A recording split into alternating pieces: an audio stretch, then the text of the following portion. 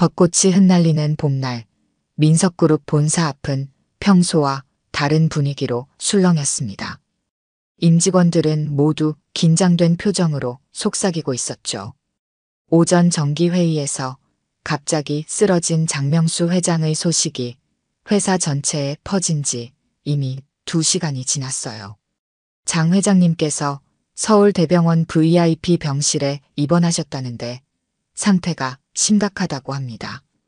병원 응급실에는 장명수의 가족들이 모두 모였습니다. 아내 이현숙은 눈물을 훔치며 담당 의사의 말을 듣고 있었고 장남 장준혁은 굳은 표정으로 의료진과 대화하고 있었어요. 장녀 장수미는 어머니의 어깨를 감싸 안으며 위로하고 있었죠. 막내딸 장수현만이 홀로 창가에 서서 멍한 표정으로 바깥을 바라보고 있었습니다. 급성 자가면역 희귀질환으로 추정됩니다. 정확한 원인은 더 검사해봐야 알 수 있을 거예요. 의사 김태준의 말에 가족들의 얼굴이 더욱 어두워졌습니다. 장준혁은 책임자처럼 앞으로 나서며 물었죠. 치료 방법은 있습니까?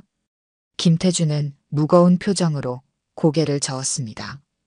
현재로서는 증상 완화를 위한 치료만 가능합니다. 국내 최고의 전문의들을 모시겠습니다. 병실 창문 아래 병원 정원에서는 박수정이 조용히 꽃을 가꾸고 있었어요. 수정은 병원 정원사로 3년째 일하고 있었죠.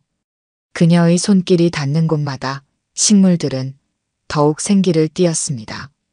갑자기 들려오는 소란에 고개를 들어보니 VIP 병실로 의사들이 급하게 들어가는 모습이 보였어요. 장명수의 상태는 갈수록 악화되었습니다. 국내 최고의 의사들이 모여 치료를 시도했지만 모두 실패했어요. 병원장은 직접 장명수의 가족들을 불러 상담했죠. 현재로서는 회장님의 상태를 호전시킬 방법이 없습니다.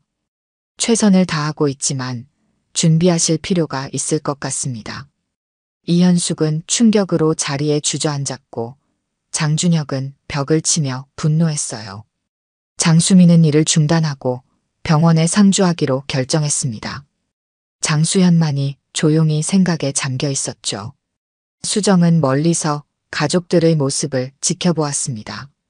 특히 장수현의 무거운 발걸음이 눈에 들어왔어요. 수정은 자신도 모르게 한숨을 내쉬며 손에 든 물뿌리개를 내려놓았죠. 도와드리고 싶은데. 수정은 자신의 작은 정원으로 돌아갔습니다. 그녀의 정원은 병원의 다른 곳과 달랐어요. 아름다운 꽃들 사이로 이름 모를 약초들이 정성스레 자라고 있었죠. 수정은 그중 몇 가지를 조심스럽게 살펴보았습니다. 장명수의 병실에서는 의사들이 다시 한번 긴급회의를 열었습니다. 국내 최고의 전문의들도 속수무책이었어요. 장명수의 생명은 시간이 갈수록 위태로워졌죠. 수정은 자신의 숙소로 돌아가 오래된 나무 상자를 꺼냈습니다. 그 안에는 수십 년간 모아온 약초 처방전과 한의학 서적들이 가득했어요. 수정의 눈빛이 흔들렸죠. 다시 시작해야 할까요? 장수현은 매일 아침 병원 정원을 산책하며 마음의 안정을 찾았습니다. 아버지의 병세가 나아질 기미가 보이지 않자 점점 지쳐갔어요. 오늘도 무거운 발걸음으로 정원을 거닐던 수현은 우연히 병원 뒤편에 마련된 작은 온실을 발견했습니다. 이런 곳이 있었나? 호기심에 이끌려 온실 문을 열자 다양한 식물의 향기가 수현을 반겼습니다. 온실 안쪽에서는 박수정이 무언가에 열중하며 약초를 다듬고 있었어요. 수정은 깜짝 놀라 급히 약초를 감추려 했죠. 누구세요?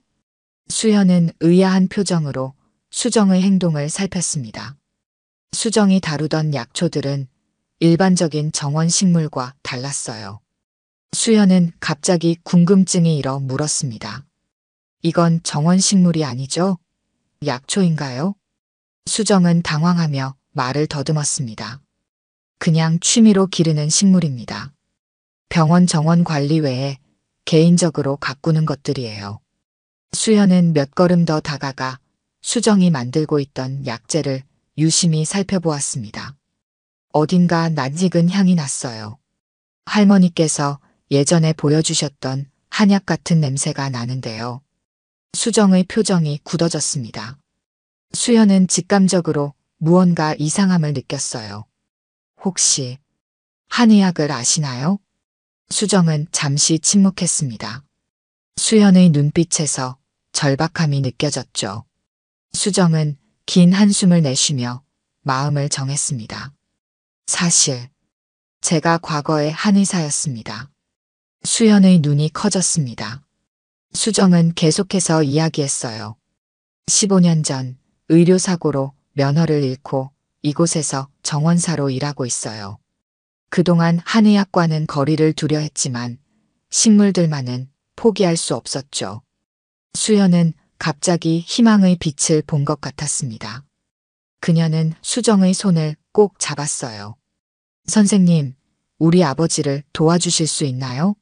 최고의 의사들도 포기한 상태입니다. 수정은 망설였습니다. 그동안 숨겨온 과거를 다시 마주하는 것이 두려웠죠. 하지만 수연의 간절함에 마음이 흔들렸습니다.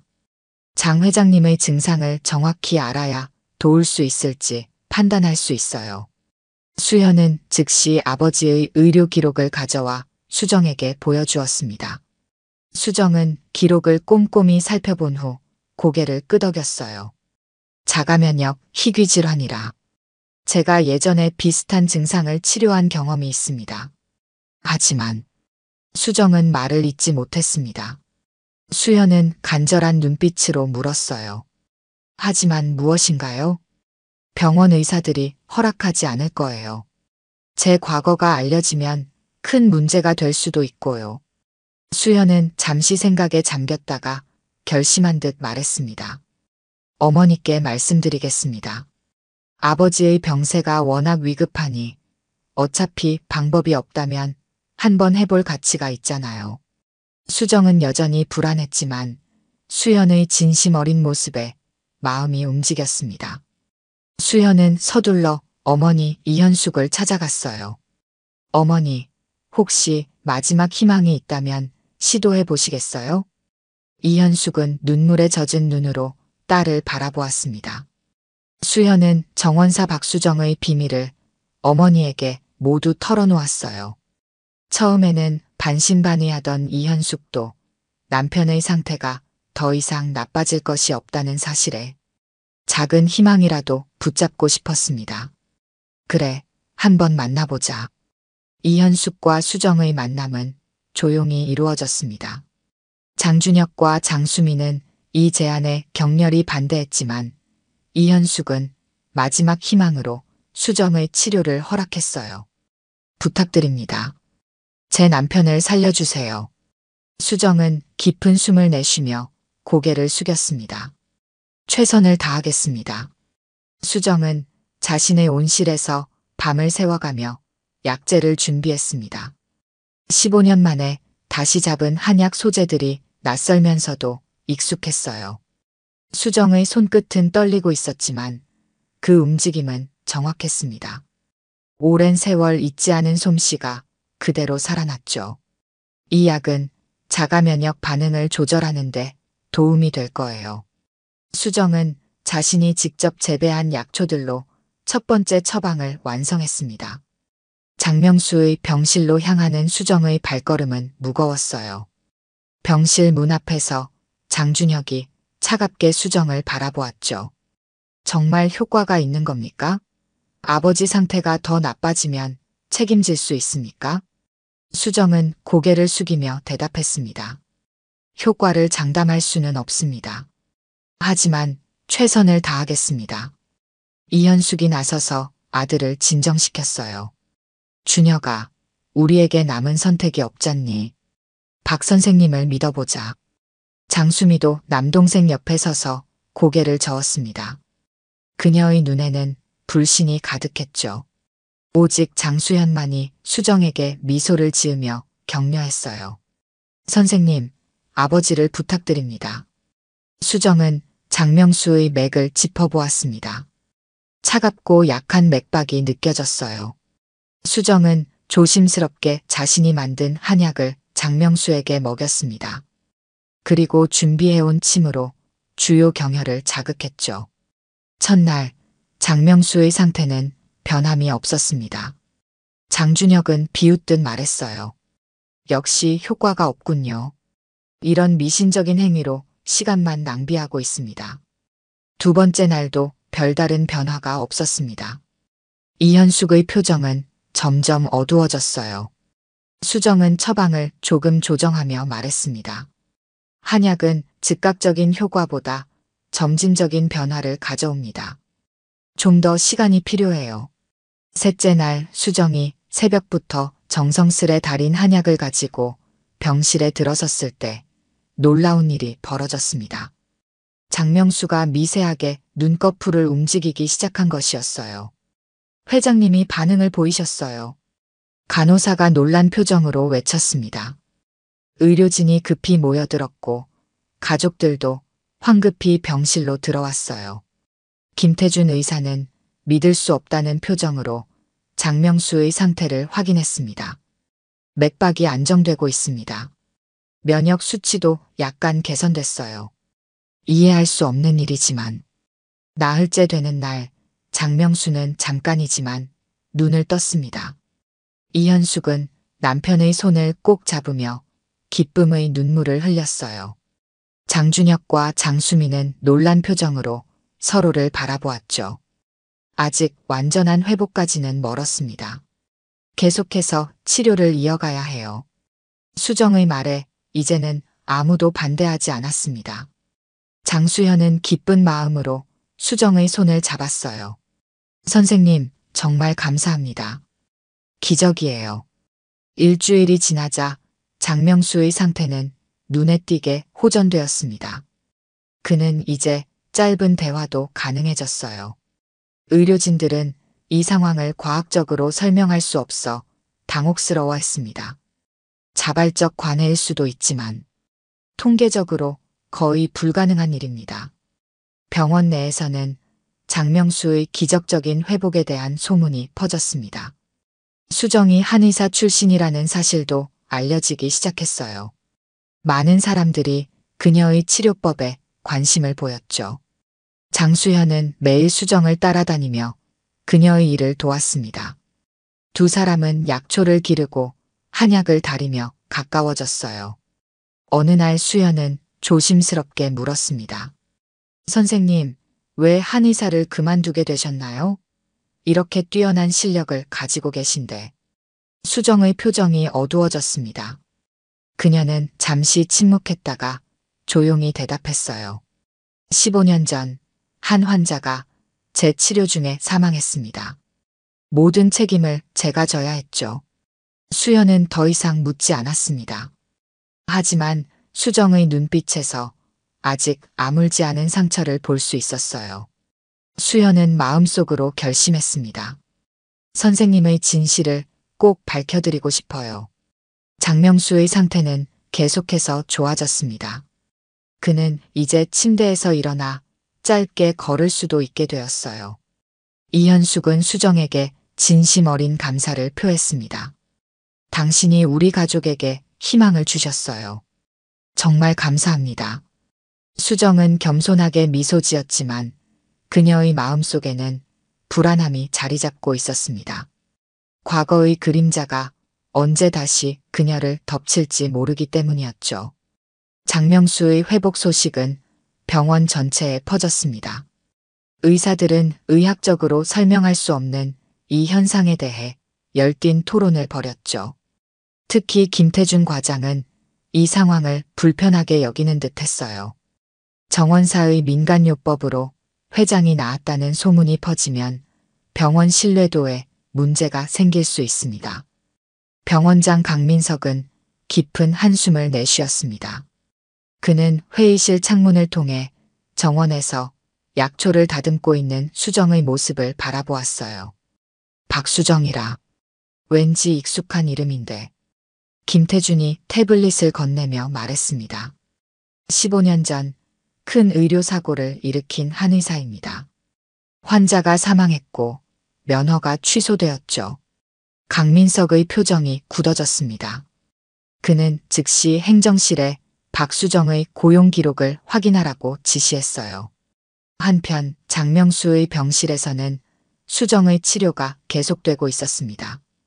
장명수는 이제 완전히 의식을 되찾고 대화도 가능해졌어요. 이현숙은 남편의 손을 잡고 기쁨의 눈물을 흘렸죠. 정말 기적 같아요. 박 선생님 덕분입니다. 장명수는 힘없이 고개를 돌려 수정을 바라보았습니다. 처음 보는 얼굴이었지만 그녀의 눈에서 깊은 진심을 느낄 수 있었어요. 감사합니다. 당신이 절 살려낸 거군요. 수정은 겸손하게 고개를 숙였습니다. 그녀의 한약과 침술은 장명수에게 놀라운 효과를 보였어요. 의료진조차 이해할 수 없는 회복이었죠. 장수현은 수정의 과거에 대해 더 알아보기로 결심했습니다. 그녀는 인터넷 검색을 통해 15년 전 사건에 대한 기사들을 찾아보았어요. 황 회장 부인, 한방 치료 중 사망, 담당 한의사 박수정 면허 취소. 수현은 기사를 읽으며 충격에 빠졌습니다. 수정이 그토록 유명한 한의사였다는 사실이 놀라웠어요. 더 깊이 조사하던 수현은 또 다른 기사를 발견했습니다. 약재 공급업체 문제 가능성도, 부검 결과 특이한 독성 물질 발견. 수현은 의문이 들었습니다. 이 사고가 정말 수정의 잘못이었을까요? 더 자세한 정보를 얻기 위해 그녀는 예전 병원 관계자들을 수소문하기 시작했어요. 병원에서는 박수정의 정체가 밝혀지면서 논란이 일었습니다. 의사들 중에는 그녀의 치료를 즉시 중단해야 한다고 주장하는 이들이 많았어요. 김태준 과장이 앞장서서 반대했죠. 면허가 취소된 사람이 의료행위를 하는 건 불법입니다. 더구나 그녀는 사람을 죽인 전력이 있어요. 강민석 병원장은 고민에 빠졌습니다. 법적으로는 김태준의 말이 맞았지만 장명수의 회복은 부정할 수 없는 사실이었어요. 그는 장명수 가족과 상담하기로 결정했죠. 회장님 가족들께 상황을 설명하고 결정을 맡기는 게 좋겠습니다. 언론에도 이 소식이 새어나갔습니다. 민석그룹 회장이 면허 취소된 한의사에게 치료받는다는 기사가 헤드라인을 장식했어요. 병원 앞에는 취재진들이 몰려들었죠. 장준혁은 분노했습니다. 그는 병원장실에서 강민석을 만나 따졌어요. 왜 이런 사람을 고용했습니까? 우리 아버지가 위험에 처할 수도 있었어요. 강민석은 난처한 표정으로 설명했습니다. 박수정 씨는 정원사로만 고용되었습니다. 의료 행위를 할 거라고는 예상하지 못했어요. 장수미도 동생 장수현을 질책했습니다. 수현은 이 모든 일의 시작점이었으니까요. 어떻게 그런 위험한 제안을 할 수 있었니? 아버지가 더 나빠지면 어쩔 뻔했어. 수현은 혼란스러웠습니다. 수정을 믿었지만 새롭게 밝혀진 과거는 그녀도 동요하게 만들었어요. 수현은 직접 수정을 찾아갔습니다. 선생님, 사실대로 말씀해 주세요. 15년 전 그 사고, 정말 선생님 잘못이었나요? 수정은 오랫동안 침묵했습니다. 그녀의 눈에는 깊은 슬픔이 담겨 있었어요. 책임은 제가 져야 했습니다. 제 처방으로 환자가 돌아가셨으니까요. 수현은 더 묻고 싶었지만 병실에서 소란이 벌어졌다는 소식이 전해졌습니다. 장명수의 상태가 갑자기 악화된 것이었어요. 호흡이 불규칙해지고 맥박이 빨라졌죠. 김태준 과장은 장명수의 가족들에게 설명했습니다. 민간요법의 부작용입니다. 이제라도 정상적인 치료를 재개해야 합니다. 이현숙은 갈등에 빠졌습니다. 남편이 호전되었던 것은 사실이지만 지금의 상황은 매우 위급했어요. 장준혁과 장수미는 즉시 수정의 치료 중단을 요구했죠. 더 이상 그 여자가 아버지에게 접근하지 못하게 해주세요. 수정은 복도에서 이 모든 상황을 지켜보았습니다. 그녀의 얼굴에는 체념의 표정이 드리워졌어요. 결국 과거는 그녀를 놓아주지 않았던 것입니다. 장수현은 마지막으로 수정에게 달려갔습니다. 선생님, 정말 아버지 상태가 좋아지고 있었잖아요. 이건 다른 이유가 있을 거예요. 수정은 슬픈 미소를 지으며 고개를 저었습니다. 이제 저는 떠나야 할 것 같아요. 제 잘못입니다. 수정은 조용히 자신의 짐을 챙기기 시작했습니다. 그녀의 눈가에는 후회와 슬픔의 눈물이 맺혔어요. 수정은 병원을 떠나기 전 마지막으로 자신의 작은 온실을 정리했습니다. 정성껏 갖고 온 약초들을 하나하나 살피며 작별 인사를 나누는 기분이었어요. 수정의 손길이 멈칫할 때마다 식물들이 흔들리는 것 같았죠. 병원 출구에서 수정은 잠시 멈춰서서 뒤를 돌아보았습니다. 그녀의 마음속에는 후회와 죄책감이 가득했어요. 장명수의 치료를 끝까지 완료하지 못한다는 생각에 가슴이 아팠죠. 또 한 번 실패하고 말았네요. 수정은 자신에게 속삭였습니다. 그때 장수현이 급하게 달려오는 모습이 보였어요. 선생님, 떠나시면 안 돼요. 아버지는 선생님이 필요해요. 수정은 고개를 저었습니다.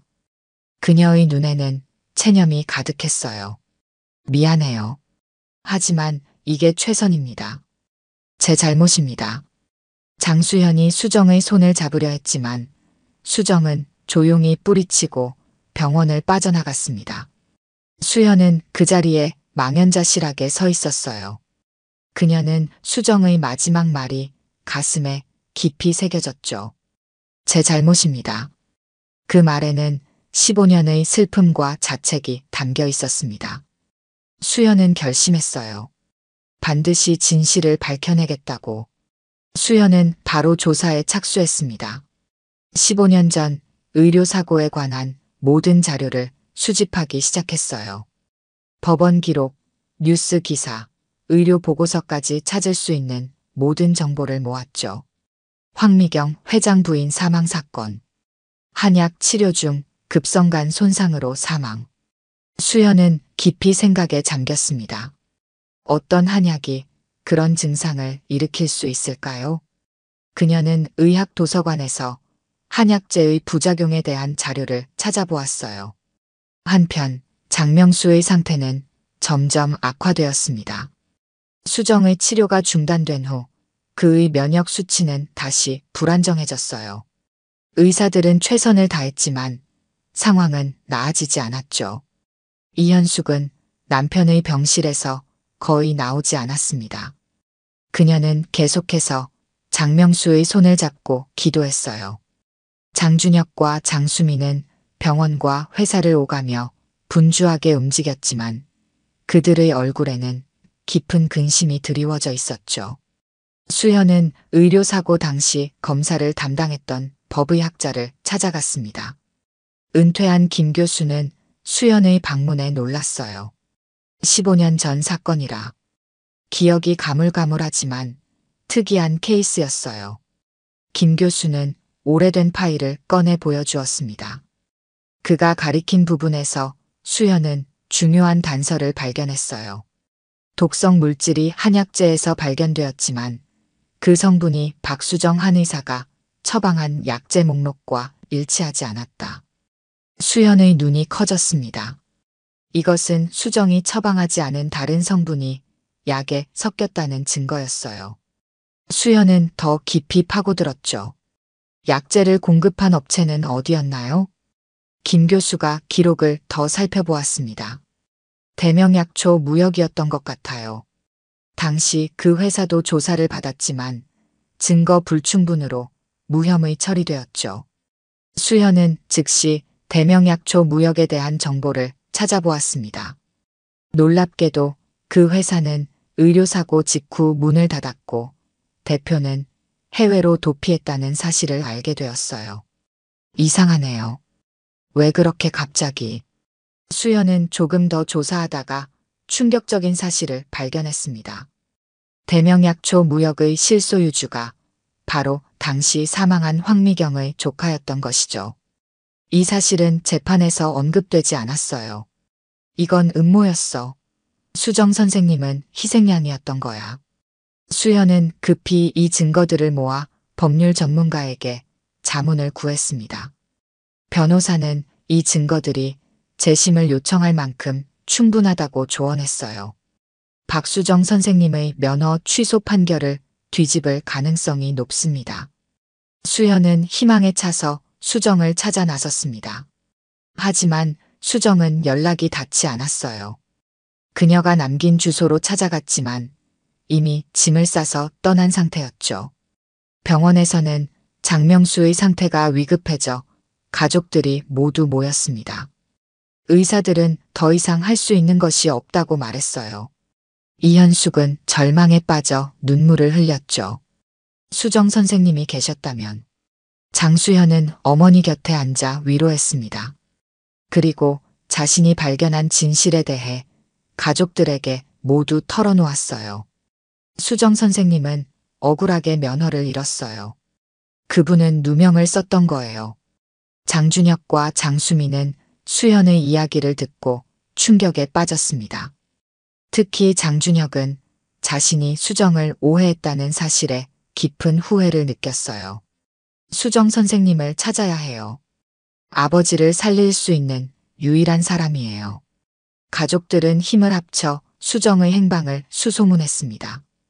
경비원, 간호사, 심지어 병원 주변 상점 주인들까지 모두 수소문했지만 소식은 없었어요. 장수현은 마지막으로 수정의 온실을 다시 찾아갔습니다. 그곳에는 아직 수정이 키우던 약초들이 남아 있었어요. 수현은 그 식물들 사이에서 작은 메모를 발견했습니다. 산속 작은 오두막에서 시작했던 일을 끝내러 갑니다. 수현은 즉시 그 의미를 깨달았습니다. 병원에 입사하기 전 수정이 살았던 산속 오두막이 있다고 들었어요. 그녀는 가족들에게 알리고 즉시 그곳으로 향했습니다. 산속 좁은 길을 따라 장수현의 차가 천천히 올라갔습니다. 울창한 숲 사이로 난 흙길은 비가 내린 후라 질척거렸어요. 수연은 긴장된 표정으로 앞만 보며 운전했습니다. 시간이 얼마 남지 않았다는 생각에 그녀의 손은 핸들을 꽉 쥐고 있었죠. 어디까지 있는 거야? 수연이 중얼거리던 그때 나무 사이로 작은 오두막이 보였습니다. 낡은 기와지붕 위로 연기가 피어올랐어요. 누군가 있다는 신호였죠. 수연은 차를 세우고 서둘러 오두막으로 향했습니다. 문 앞에 서서 수연은 잠시 망설였습니다.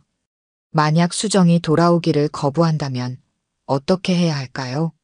그녀는 깊게 숨을 들이마시고 문을 두드렸어요. 수정 선생님 계신가요? 저 장수연이에요. 잠시 침묵이 흐른 후 문이 천천히 열렸습니다. 수정이 놀란 표정으로 수연을 바라보았어요. 그녀는 약초를 다듬다 말고 나온 듯 했습니다. 어떻게 여기를? 수연은 수정의 말을 기다리지 않고 급하게 말했습니다. 선생님, 제발 돌아와 주세요. 아버지 상태가 위급해요. 그리고 저 진실을 알게 되었어요. 수정의 눈이 흔들렸습니다. 그녀는 수연을 안으로 들어오게 했어요. 오두막 안은 소박했지만 정갈했습니다. 곳곳에 말린 약초들이 걸려 있었고 작은 테이블 위에는 한약을 다리는 도구들이 놓여 있었죠. 수연은 자신이 발견한 증거들을 모두 수정에게 보여주었습니다. 대명약초 무역의 실소유주가 황미경의 조카였다는 사실, 독성 물질이 수정의 처방과 일치하지 않았다는 법의학 보고서, 모든 것이 음모였다는 증거들이었어요. 선생님은 억울하게 누명을 쓰신 거예요. 진실이 밝혀질 수 있어요. 수정은 긴 시간 침묵했습니다. 그녀의 눈에는 복잡한 감정들이 교차했어요. 15년간 가슴에 품어온 상처가 치유될 수 있다는 희망과 동시에 두려움도 느껴졌죠. 그래도 환자는 제 손에서 죽었어요. 그건 변하지 않는 사실이에요. 수연은 수정의 손을 꼭 잡았습니다. 하지만 그건 선생님 잘못이 아니었어요. 이제 아버지를 살려주세요. 선생님만이 할 수 있어요. 수정의 마음속에서 갈등이 일었습니다. 병원으로 돌아간다는 것은 자신의 과거와 다시 마주한다는 의미였어요. 하지만 환자를 돕는 것은 한의사로서의 그녀의 본분이기도 했죠. 시간이 얼마나 남았나요? 수연의 표정이 밝아졌습니다. 지금 바로 가면 늦지 않을 거예요. 수정은 결심했습니다. 그녀는 서둘러 필요한 약초들을 가방에 담았어요. 특히 산속에서만 자라는 희귀 약초 몇 종류를 신중하게 선택했죠.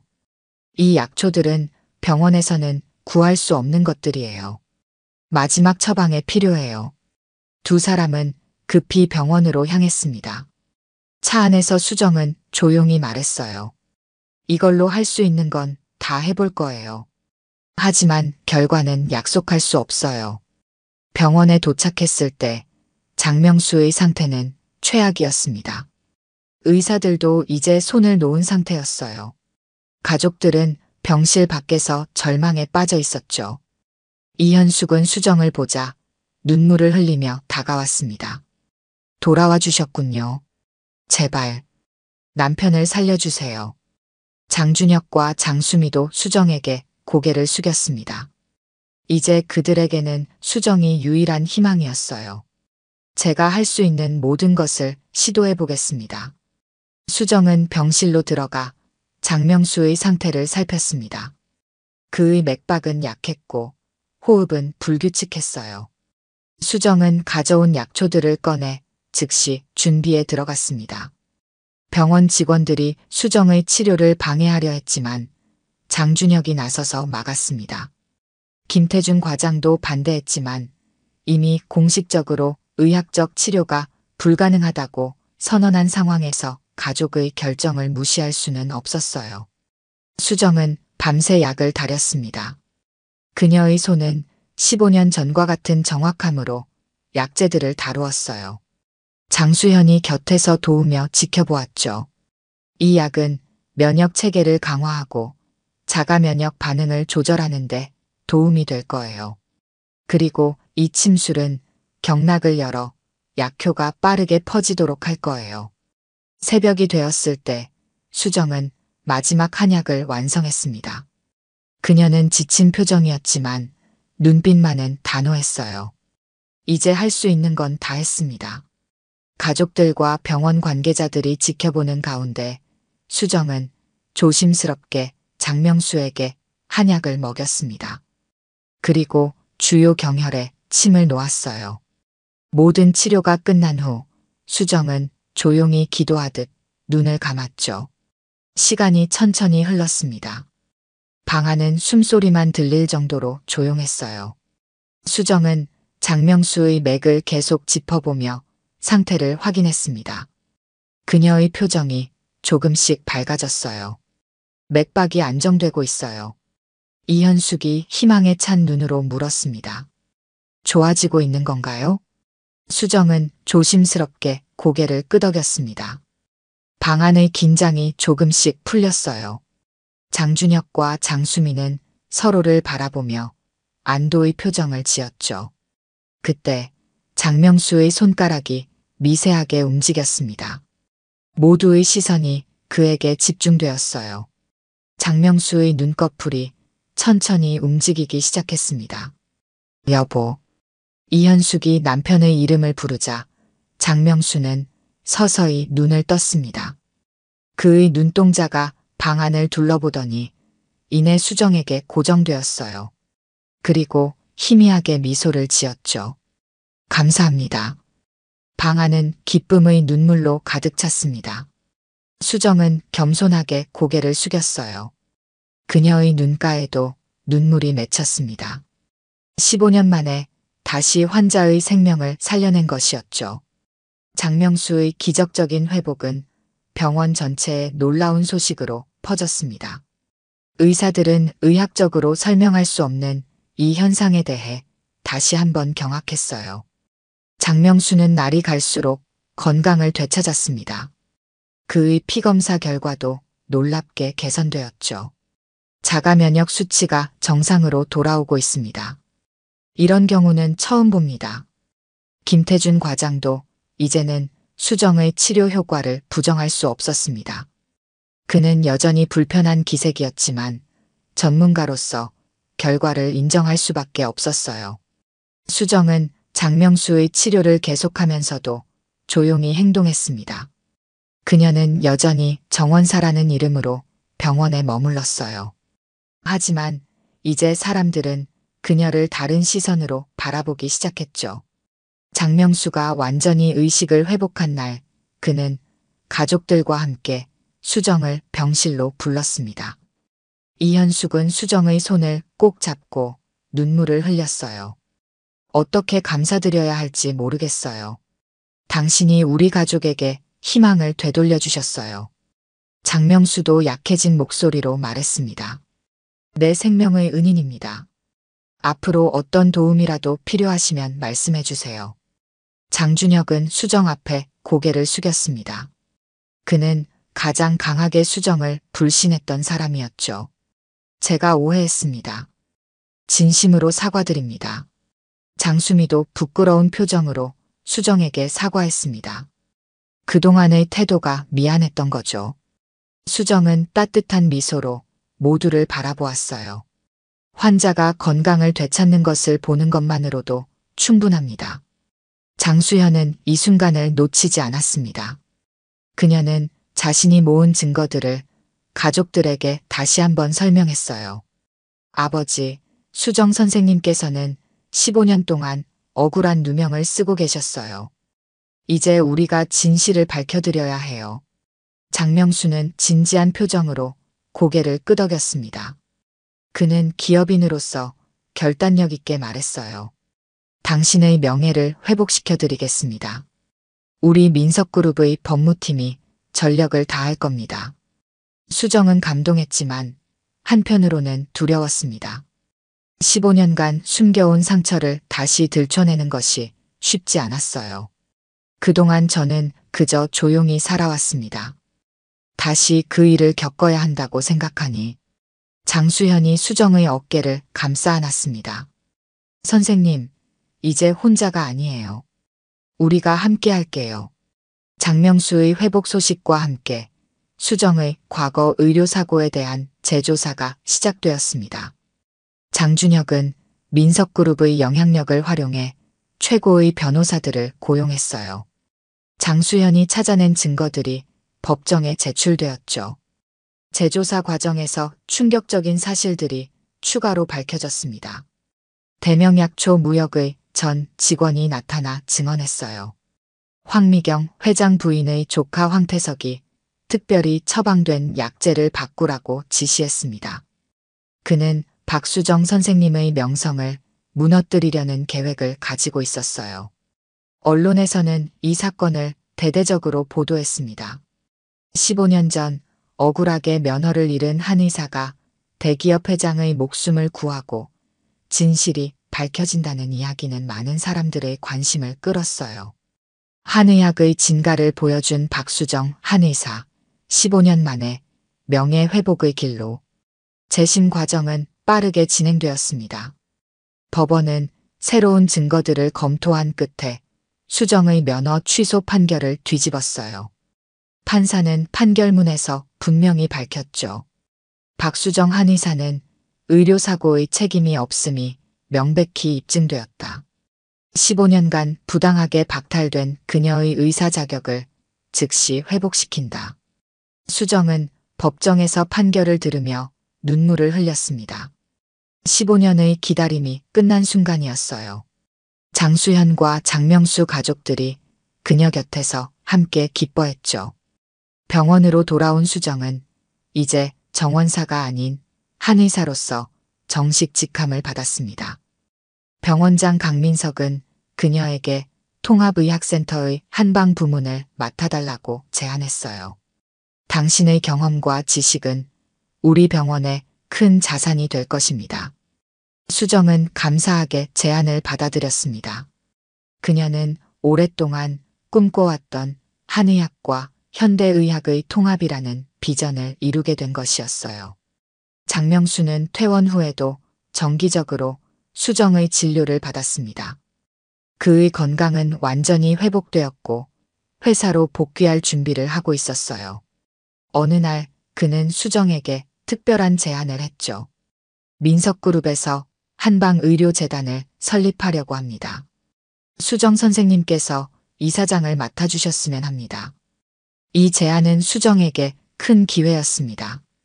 그녀가 믿는 한의학의 가치를 더 많은 사람들에게 알릴 수 있는 길이었어요.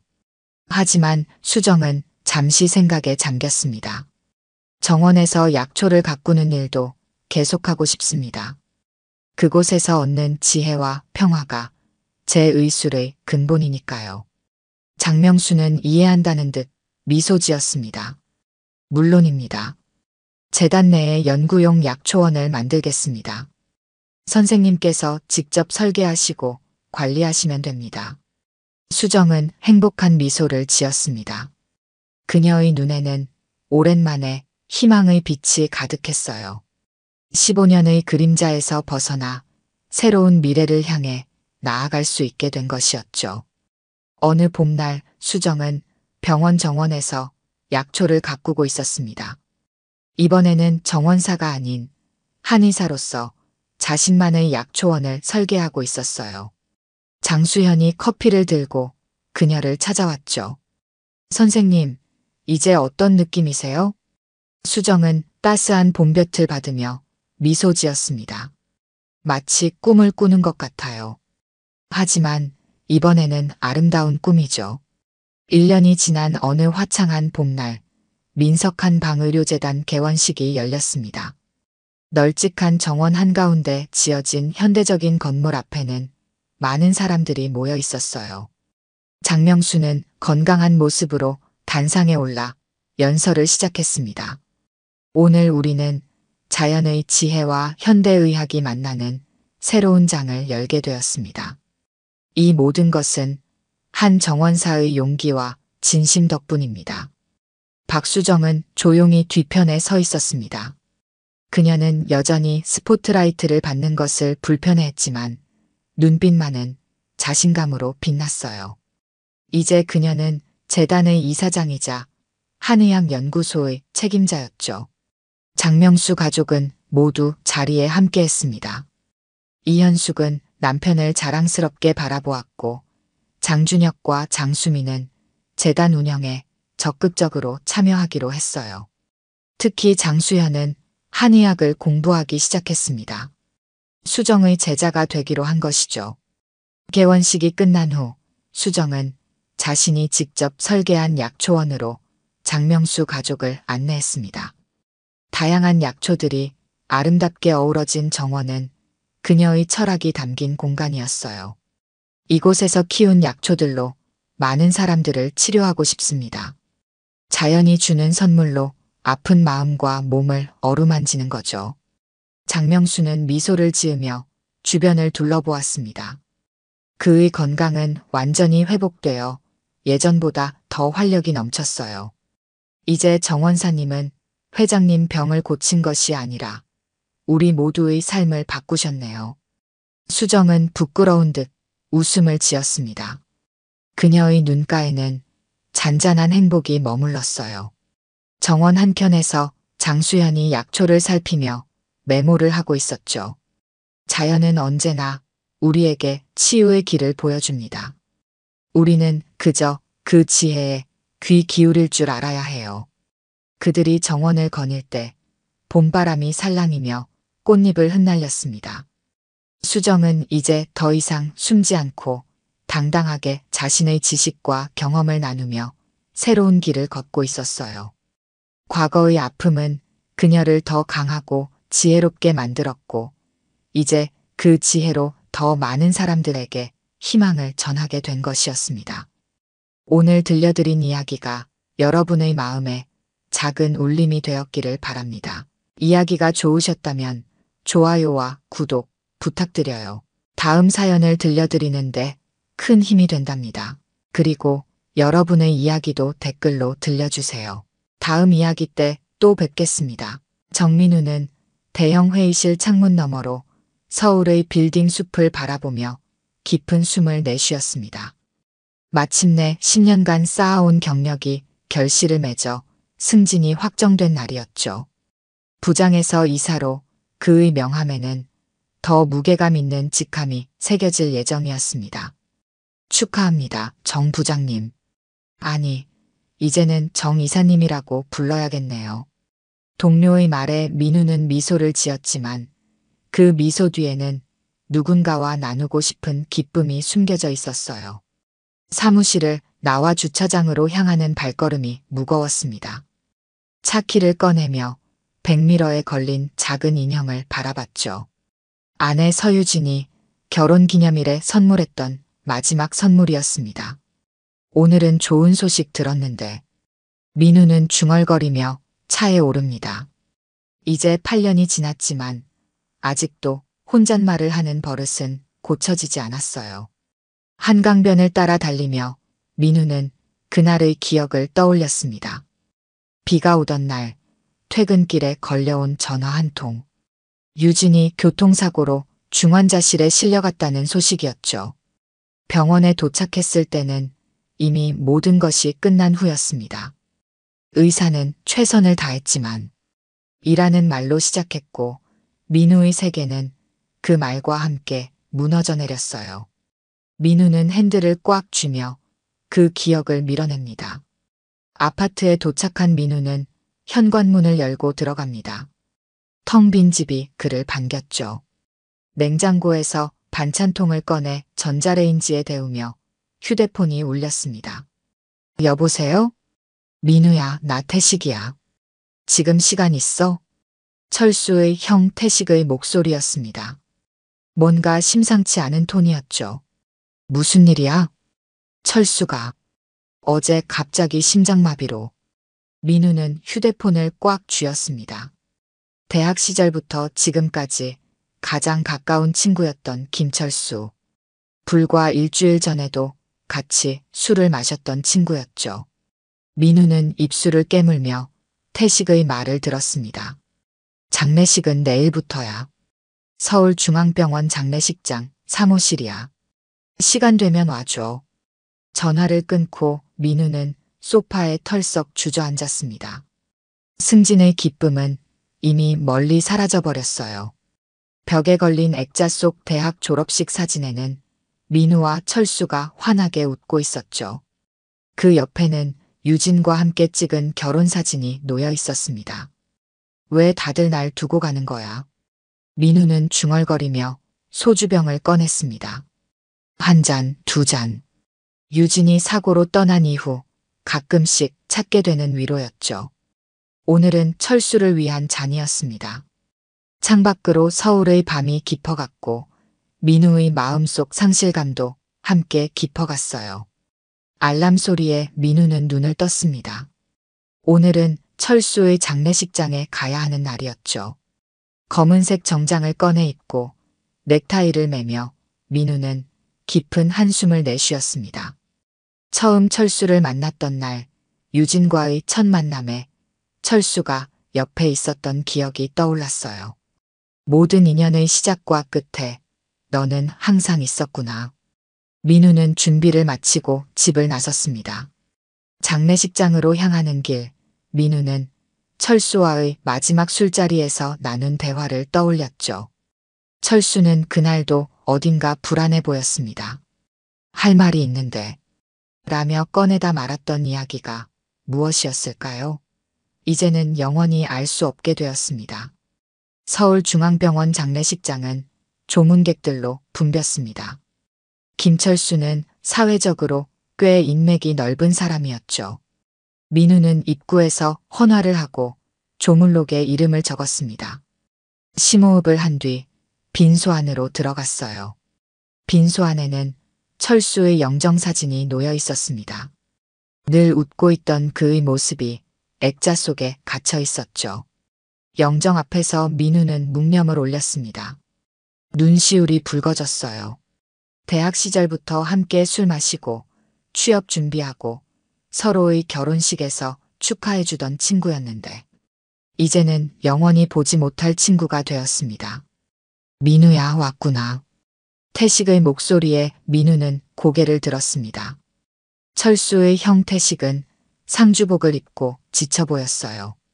민우는 태식에게 다가가 깊이 고개를 숙였습니다.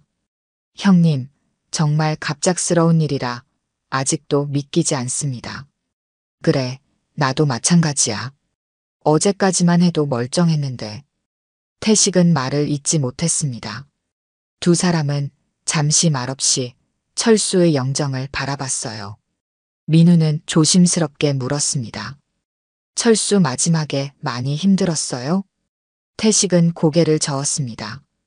평소처럼 지냈어. 다만 최근에 조금 우울해 보이긴 했지. 무슨 고민이 있는 것 같았는데. 말을 마치기도 전에 빈소 입구에서 소란이 일었습니다. 조문객들이 누군가에게 길을 터주고 있었어요. 민우는 무심코 그쪽을 바라봤습니다. 검은 상복을 입은 여성이 아이의 손을 잡고 들어왔죠. 그 순간 민우의 심장이 멈췄습니다. 시간이 정지된 것 같았어요. 머리부터 발끝까지 전류가 흐른 듯한 충격이 민우를 덮쳤습니다. 눈앞의 여성은 8년 전 교통사고로 세상을 떠난 줄 알았던 아내 서유진이었습니다. 민우는 숨을 쉴 수 없었습니다. 눈을 깜빡였어요. 환각일까? 누군가를 착각한 걸까? 하지만 그럴 리가 없었죠. 세상에 단 하나뿐인 유진의 얼굴, 8년 동안 매일 밤 꿈에서 그리워했던 그 얼굴이었습니다. 유진도 민우를 발견했습니다. 그녀의 얼굴에서 핏기가 싹 빠졌어요. 순간 비틀거리며 뒤로 물러섰습니다. 마치 유령을 본 것처럼 놀란 표정이었죠. 손에 꼭 쥐고 있던 조화가 바닥에 떨어졌어요. 민우는 본능적으로 앞으로 나아갔습니다. 다리가 움직이는지도 몰랐어요. 그저 유진을 향해 걸어갔습니다. 유진아. 민우의 목소리는 떨리고 있었습니다. 유진의 눈에는 공포와 당혹감이 가득했어요. 그녀는 급하게 고개를 숙이고 옆에 있던 아이의 손을 꽉 잡았습니다. 어머니, 누구세요? 아이가 민우를 올려다보며 물었습니다. 민우는 아이를 바라봤어요. 대여섯 살 정도로 보이는 여자아이였습니다. 유진을 닮은 눈매가 민우의 가슴을 찔렀죠. 유진은 입술을 꽉 깨물고 황급히 몸을 돌렸습니다. 아이의 손을 잡고 빈소 밖으로 나가려 했어요. 민우는 정신없이 그 뒤를 쫓았습니다. 유진아, 잠깐만 유진아. 장례식장 복도에서 민우는 유진의 팔을 붙잡았습니다. 유진은 뿌리치지 않았어요. 그저 천천히 돌아서서 민우를 마주했습니다. 눈에는 눈물이 고여 있었죠. 왜? 어떻게? 민우의 말은 제대로 나오지 않았습니다. 너무 많은 질문이 한꺼번에 밀려왔어요. 유진은 잠시 아이를 내려다봤습니다. 은서야, 저기 자판기에서 주스 한 개 사 마시자. 엄마는 잠시 이분과 얘기할게. 아이는 고개를 끄덕이고 복도 끝에 있는 자판기로 달려갔습니다. 민우와 유진은 서로를 바라봤어요. 8년의 세월이 그들 사이에 깊은 계곡처럼 가로놓여 있었습니다. 어떻게 된 거야? 너 살아있었어? 유진은 깊은 한숨을 내쉬었습니다. 그녀의 눈에는 말로 표현할 수 없는 복잡한 감정이 담겨 있었어요. 제발, 그냥 날 잊어줘요. 모든 게 다 지나간 일이에요. 민우는 어깨를 잡으려 했지만 유진은 한 걸음 물러섰습니다. 그녀의 눈에서 눈물이 흘러내렸어요. 내가 어떻게 잊을 수 있어? 8년 동안. 내가 8년 동안. 유진은 고개를 저었습니다. 미안해요. 하지만 이제 돌아갈 수 없어요. 그때 아이가 주스를 들고 돌아왔습니다. 유진은 재빨리 눈물을 닦고 아이의 손을 잡았어요. 가자, 은서야. 이모랑 삼촌들이 기다리실 거야. 유진은 마지막으로 민우를 돌아봤습니다. 그 눈빛에는 제발 따라오지 말라는 간절한 호소가 담겨 있었어요. 민우는 그 자리에 얼어붙은 채 유진과 아이가 멀어지는 모습을 바라볼 수밖에 없었습니다. 민우는 심장이 터질 것 같은 느낌으로 장례식장 벽에 등을 기댔습니다. 숨이 제대로 쉬어지지 않았어요. 방금 본 것이 환각일까요? 아니, 분명히 유진이었습니다. 그 목소리, 그 눈빛, 그 움직임까지 8년 동안 그리워했던 모든 것이 살아 돌아온 듯했죠. 정신을 차리고 민우는 다시 빈소로 들어갔습니다. 유진은 이미 영정 앞에 무릎을 꿇고 있었어요. 아이는 옆에서 조용히 서 있었습니다. 민우는 그들을 멀리서 바라보며 태식에게 다가갔죠. 저기요, 형님. 태식은 민우를 바라봤습니다. 민우는 목소리를 낮추며 물었어요. 저 아까 들어온 그 여자분이 누구시죠? 태식의 표정이 조금 변했습니다. 철수 아내 유진 씨야. 왜? 민우는 다리에 힘이 빠지는 것을 느꼈습니다. 철수의 아내라고요? 유진이? 언제부터 결혼했어요? 태식은 잠시 생각하더니 대답했습니다. 7년 정도 됐지. 철수가 병원에서 만났다고 했어. 교통사고 환자였던 것 같은데 기억을 잃은 상태였대. 철수가 보호자 역할을 하다가 결혼했지. 민우의 귀에 피가 쏠리는 느낌이었습니다. 태식의 말 한마디 한마디가 망치로 두드리는 것 같이 아팠어요. 그럼 아이는요? 은서? 6살이야. 예쁘지? 6살. 유진이 사고를 당한 지 2년 후에 태어난 아이였습니다. 민우는 아무 말도 할 수 없었어요. 온몸이 떨리고 있었죠. 민우야, 괜찮아? 얼굴이 너무 창백한데. 민우는 억지로 미소 지었습니다. 아, 네. 잠시 현기증이 나서요. 사람들이 북적이는 빈소를 빠져나와 민우는 장례식장 근처 카페에 들어갔습니다. 커피를 주문했지만 손이 너무 떨려 컵을 제대로 잡을 수 없었어요. 머릿속은 혼란스러웠습니다. 죽은 줄 알았던 아내가 살아있었다는 사실, 그것도 친구 철수와 결혼해 살고 있었다는 충격적인 사실에 현실감이 사라졌죠. 민우는 휴대폰을 꺼내 철수의 SNS 계정을 검색했습니다. 가장 최근 게시물에는 가족여행 사진이 있었어요. 웃고 있는 철수와 유진, 그리고 아이의 모습이 화면을 채웠습니다. 민우는 손가락으로 유진의 얼굴을 쓸어내렸죠. 어떻게 이럴 수가 있지? 휴대폰으로 병원을 검색했습니다. 8년 전 유진이 사고 당한 후 실려갔던 서울대학병원이었어요. 망설임 없이 병원으로 향했습니다. 오늘 당장 진실을 파헤쳐야 한다는 생각뿐이었죠. 병원 의무기록실 앞에서 민우는 망설였습니다. 의무기록은 쉽게 열람할 수 없었어요. 하지만 운이 좋게도 예전 대학 동창인 의사 김지현을 만났습니다. 민우 씨, 여기서 뭐 해요? 지현 씨, 잘 됐네요. 부탁 하나만 들어줄래요? 8년 전 교통사고로 실려온 환자 기록을 볼 수 있을까요? 제 아내였어요. 지현은 망설였습니다. 그거 규정상 안 되는데. 제발요. 방금 장례식장에서 죽은 줄 알았던 아내를 봤어요. 지현의 표정이 변했습니다. 잠시 고민하다 고개를 끄덕였어요. 잠깐만요. 내가 확인해 볼게요. 지현은 컴퓨터로 기록을 검색했습니다. 몇 분 후 돌아와 말했어요. 서유진 씨, 맞죠? 사망 판정은 없어요. 중증 두부 외상으로 인한 혼수 상태였고 신원미상으로 분류됐다가 나중에 김철수라는 사람이 보호자로 등록됐네요. 민우의 세계가 흔들렸습니다. 유진은 죽지 않았던 거였어요. 그리고 철수는 그 사실을 알고 있었습니다. 민우는 분노와 배신감이 치밀어 올랐죠. 병원에서 퇴원한 날짜가 언제죠? 사고 후 3개월 정도 지났을 때네요.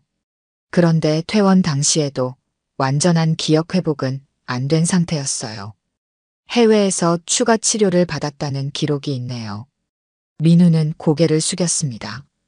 생각이 꼬리에 꼬리를 물었어요. 철수는 왜 민우에게 알리지 않았을까요? 유진은 언제 기억을 되찾았을까요? 아니면 아직도 과거를 기억하지 못하는 걸까요? 병원을 나와 민우는 철수의 집 주소를 찾아보았습니다. 태식에게 물어볼까 했지만 상황이 더 복잡해질 것 같아 포기했어요. 대신 예전에 철수가 종종 언급했던 동네를 떠올려봤죠. 용산구 한남동이었습니다. 택시를 타고 한남동으로 향했습니다. 카페에서 SNS에 올라온 사진들을 분석해 대략적인 위치를 추측했어요. 운 좋게도 3번째 아파트에서 경비원이 철수의 이름을 알아보았습니다. 김철수 씨요? 1103호 사시는데 오늘 아침에 돌아가셨다는 소식 들었습니다. 정말 안타깝네요. 민우는 주변을 살폈습니다. 혹시 가족분들 지금 집에 계신가요? 아닙니다. 다들 장례식장에 가셨어요. 민우는 고개를 끄덕였습니다. 아파트를 빠져나와 건너편 카페에 자리 잡고 기다렸어요. 유진이 언제든 돌아올 것이라고 생각했죠. 시간이 얼마나 흘렀을까? 마침내 택시 한 대가 아파트 앞에 멈춰 섰습니다. 유진과 아이가 내렸어요.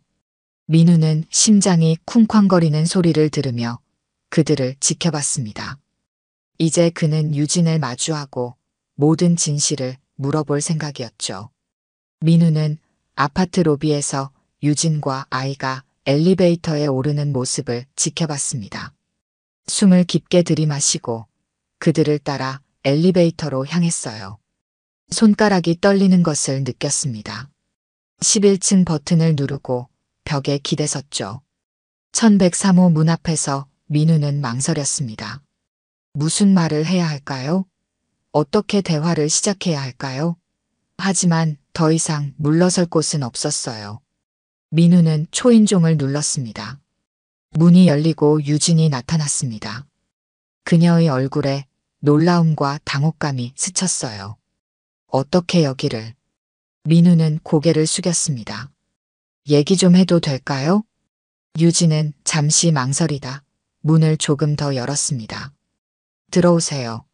하지만 올해는 못 있어요. 장례 준비할 게 많아서. 집 안으로 들어서자 정갈하게 정돈된 거실이 눈에 들어왔습니다.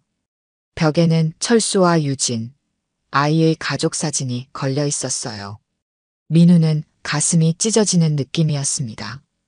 은서야, 방에 가서 좀 놀고 있을래? 엄마 손님이랑 얘기해야 해. 아이는 고개를 끄덕이고 방으로 들어갔습니다. 민우와 유진은 마주 앉았어요. 사실을 알아야겠어요. 어떻게 된 일인지. 유진은 깊은 한숨을 내쉬었습니다. 그녀의 눈에는 긴 세월의 흔적이 담겨 있었어요. 8년 전 사고 후에 의식을 잃었어요. 깨어났을 때는 아무것도 기억나지 않았죠. 제 이름조차도. 민우는 입술을 깨물었습니다. 그런데 왜 병원에서는 내게 당신이 사망했다고 알린 거죠? 유진은 고개를 저었습니다. 그건 저도 몰라요. 철수가 말하길 제가 실려온 응급실에서 다른 환자와 신원이 뒤바뀌었다고 했어요. 그 환자가 사망하면서 제가 죽은 것으로 처리됐다고요. 민우는 가슴이 아팠습니다. 그 모든 슬픔과 절망의 시간들이 단순한 실수에서 비롯됐다니요. 그럼 철수는 어떻게 당신을 알게 된 거죠? 유진의 눈에 눈물이 고였습니다. 철수는 같은 병원 의공학과에서 일하고 있었어요. 제가 깨어났을 때 담당 의사였던 친구를 통해 저를 알게 됐죠. 제가 기억을 잃고 보호자도 없다는 걸 알고 도와주겠다고 했어요. 민우의 눈썹이 찌푸려졌습니다. 하지만 철수는 나를 알고 있었잖아요. 내 아내가 교통사고로 죽었다는 것도 알고 있었고, 유진은 고개를 숙였습니다. 처음에는 저도 몰랐어요. 철수가 나중에 고백했죠. 처음에는 단순히 저를 도와주려고 했던 것 같아요. 하지만 시간이 지나면서 사랑에 빠졌다고요? 유진은 고개를 끄덕였습니다. 그렇게 말할 수 있겠네요. 철수는 제게 새로운 시작을 주었어요. 이름도 과거도 모르는 저에게 삶을 주었죠. 민우는 천천히 일어났습니다. 창밖을 바라보며 물었어요. 그럼 언제 기억을 되찾은 거예요? 유진은 잠시 침묵했습니다. 은서가 태어나고 1년쯤 지났을 때요. 점차적으로 기억이 돌아오기 시작했어요. 처음에는 단편적인 이미지들이었죠. 그리고 어느 날 당신의 얼굴이 선명하게 떠올랐어요. 민우는 유진을 향해 돌아섰습니다. 그때 철수에게 말했나요? 네, 모든 것을 털어놓았어요. 처음에 철수는 충격을 받았죠. 하지만 이미 우리에게는 은서가 있었고 새로운 삶이 있었어요. 민우의 목소리가 떨렸습니다. 그래서 나에게는 알리지 않기로 한 거군요. 유진은 눈물을 참으며 고개를 끄덕였습니다. 철수는 절 너무 사랑했어요. 저를 잃을까봐 두려워했죠. 그리고 저도 은서를 위해 이 가정을 지키고 싶었어요. 민우는 주먹을 꽉 쥐었습니다. 배신감과 분노가 치밀어 올랐어요. 하지만 동시에 유진의 마음도 이해할 수 있었습니다. 그녀도 선택의 여지가 없었을 거예요. 그래서 철수가 마지막으로 나와 술 마셨을 때 뭔가 말하려고 했던 거군요. 유진의 눈에서 눈물이 흘러내렸습니다. 네, 최근에 철수가 괴로워했어요. 양심의 가책을 느꼈던 것 같아요. 당신에게 진실을 말하고 싶어 했죠. 민우는 깊은 한숨을 내쉬었습니다. 지금 와서 이런 말이 무슨 의미가 있을까요? 철수는 이미 세상을 떠났고 당신은 여기 새로운 삶이 있잖아요. 유진은 고개를 들어 민우를 바라봤습니다. 미안해요. 정말 미안해요. 내가 다른 선택을 했다면 모든 게 달라졌을 텐데. 민우는 문 쪽으로 향했습니다. 더 이상 묻고 싶은 것도 없네요. 이제 가볼게요. 유진이 다급히 일어섰습니다. 민우 씨, 기다려요. 내일 장례식에 올 거예요? 민우는 잠시 망설였습니다. 가장 친한 친구였던 철수, 그리고 아내를 빼앗아간 배신자 철수. 복잡한 감정이 교차했어요. 모르겠어요. 아직은. 문을 열려던 민우의 팔을 유진이 붙잡았습니다. 그녀의 손에서 익숙한 온기가 느껴졌어요. 한 가지 더 말해야 할 게 있어요.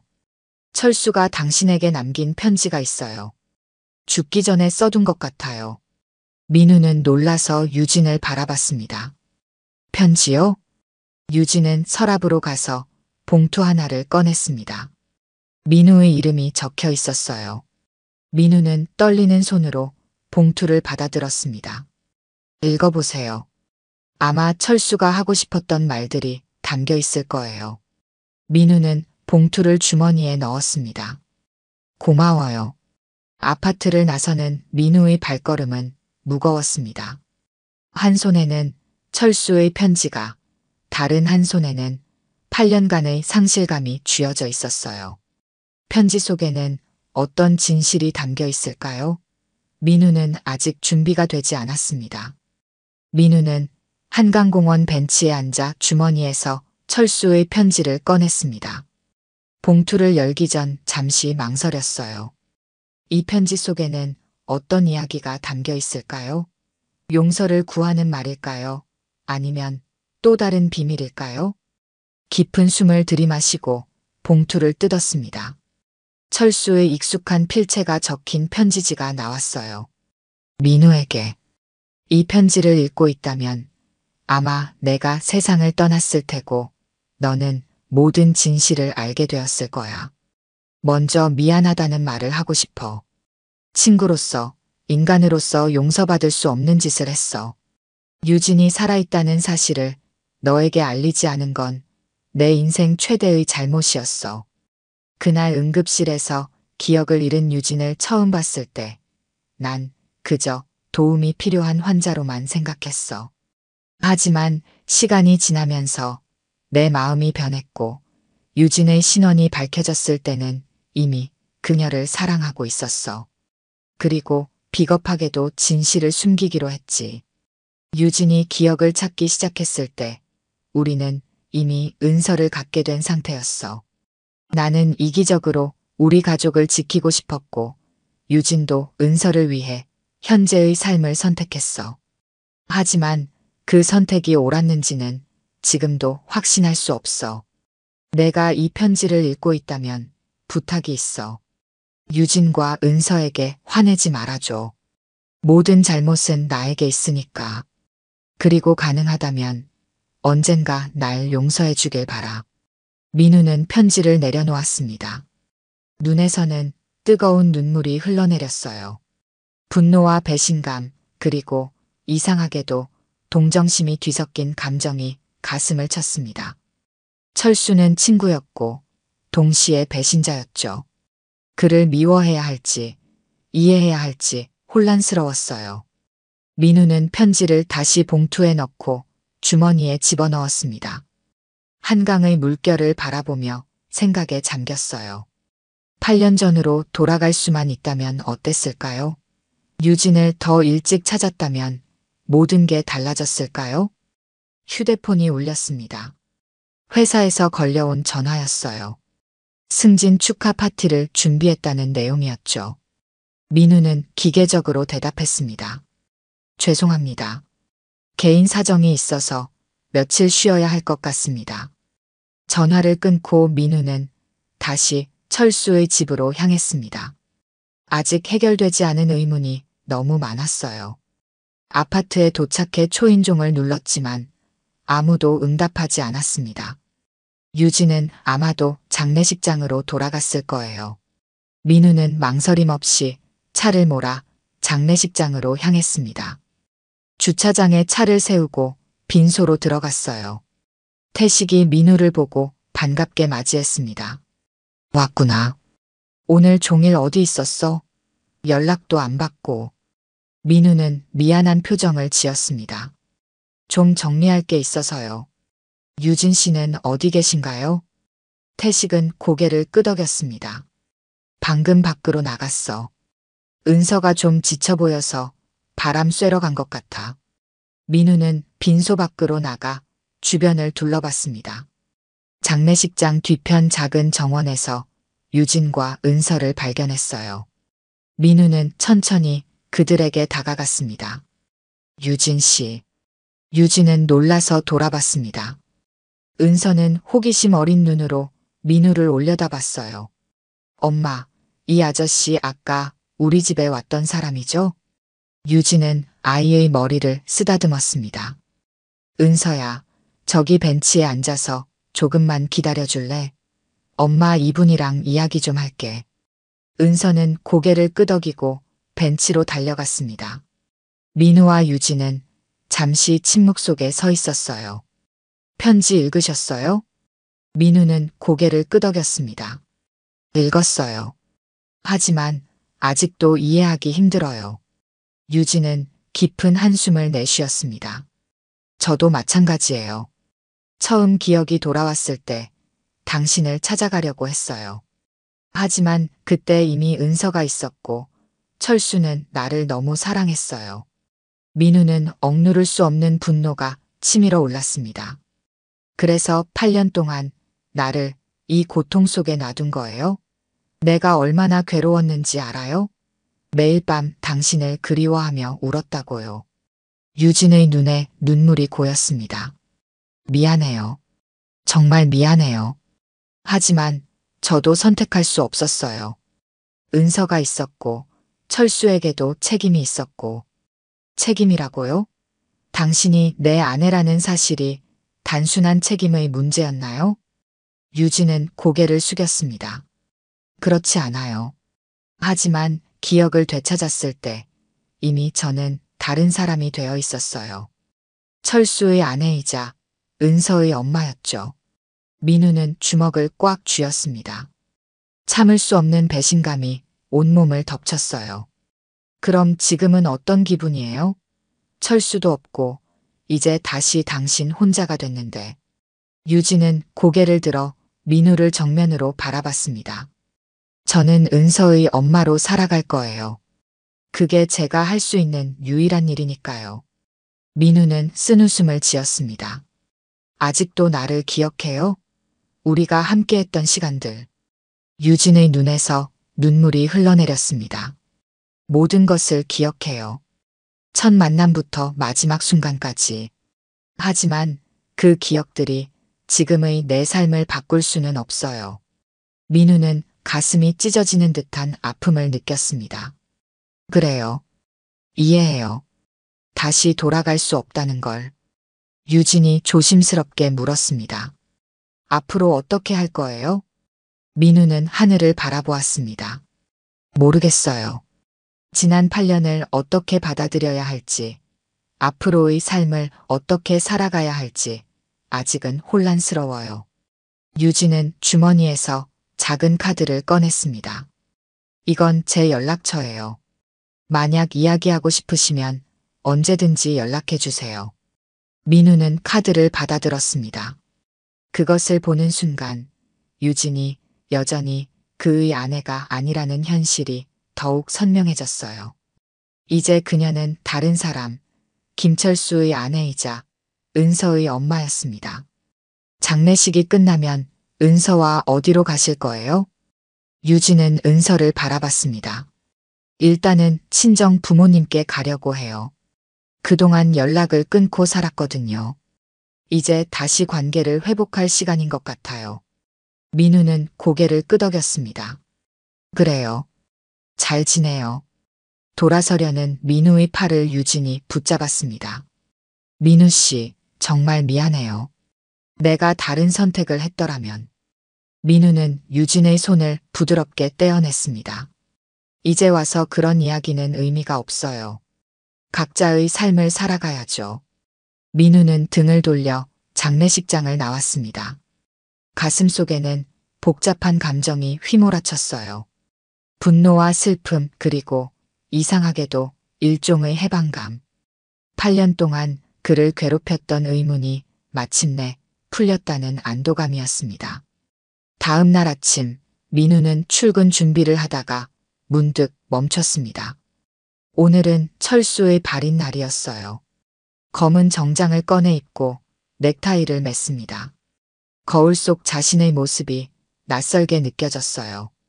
어제의 충격적인 진실이 아직도 현실감 없이 다가왔습니다.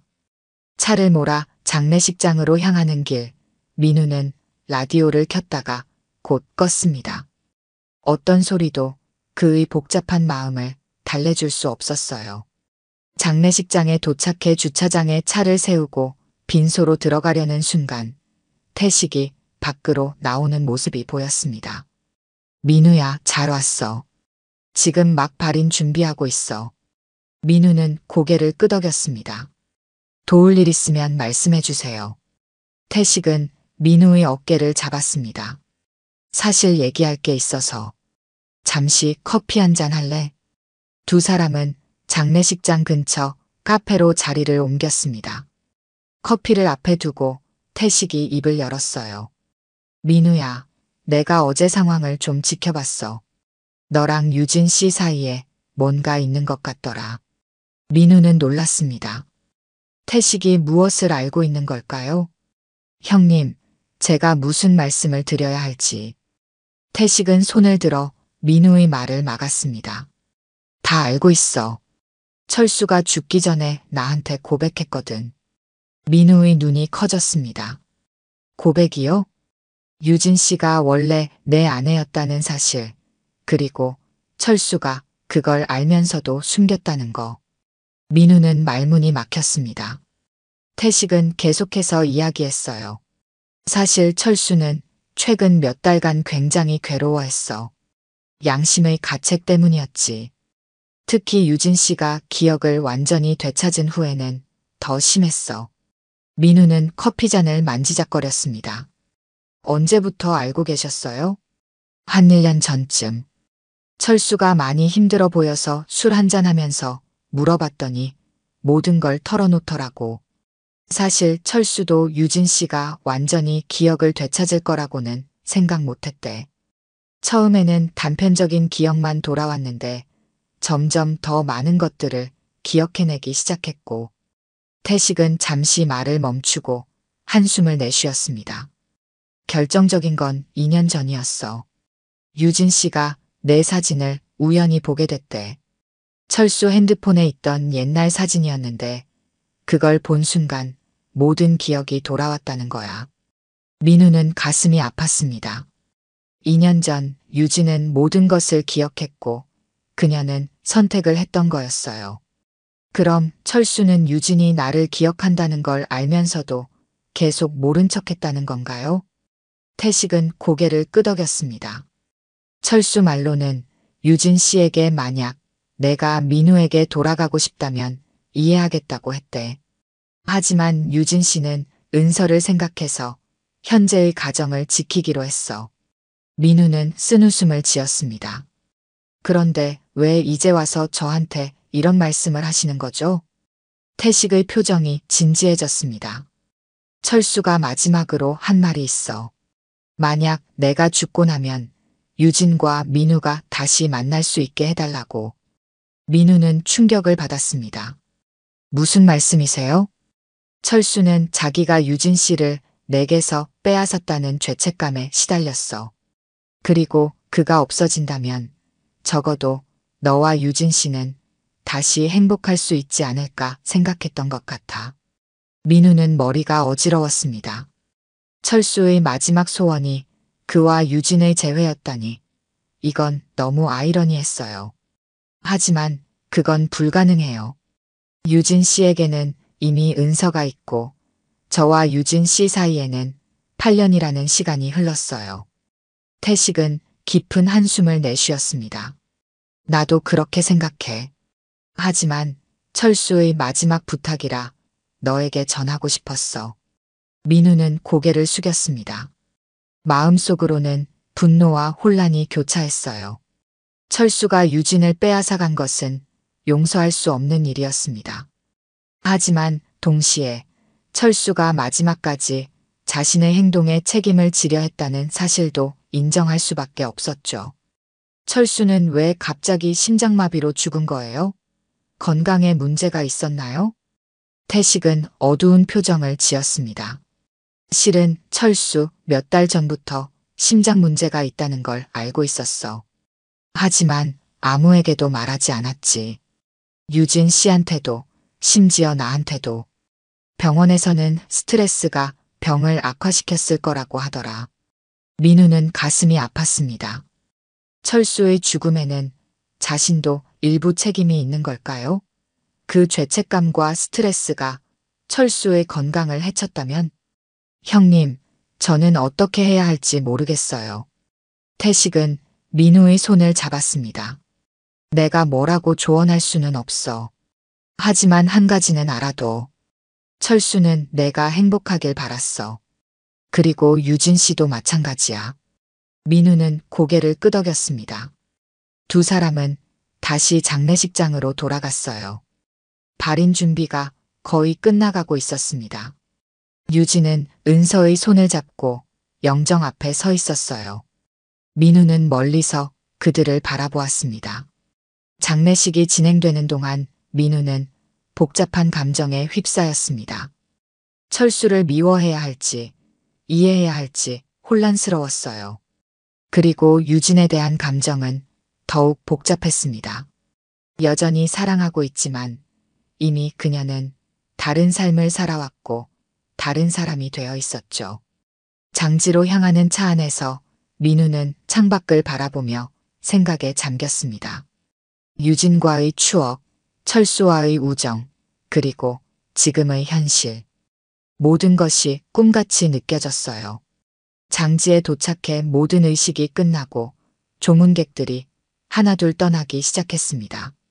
민우는 마지막까지 남아 철수의 묘 앞에 서 있었어요.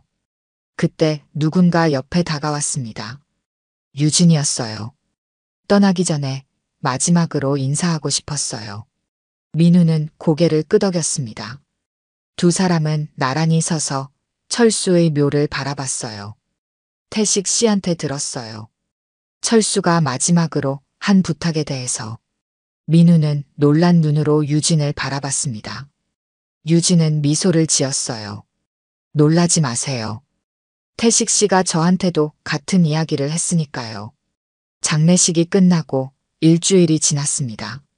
민우는 일상으로 돌아가려 했지만 쉽지 않았어요. 회사에 출근했지만 업무에 집중할 수 없었습니다.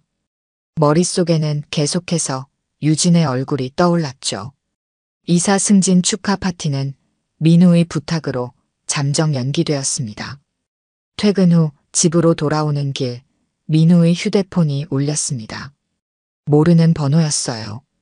잠시 망설이다 전화를 받았습니다. 여보세요? 민우 씨, 저 유진이에요. 민우는 길가에 차를 세웠습니다. 심장이 빠르게 뛰기 시작했어요. 어떻게 지내세요? 유진의 목소리가 떨렸습니다. 잘 지내고 있어요. 민우 씨는요? 그럭저럭요. 회사에 복귀했습니다. 잠시 어색한 침묵이 흘렀어요.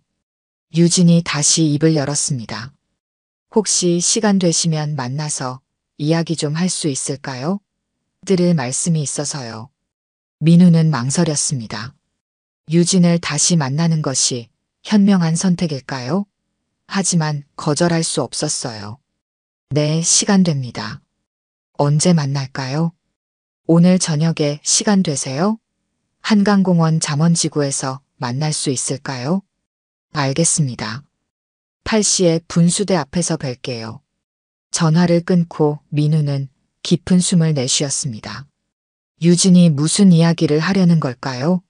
가슴이 두근거렸어요. 저녁 8시, 민우는 약속된 장소에 도착했습니다. 유진은 이미 벤치에 앉아 기다리고 있었어요.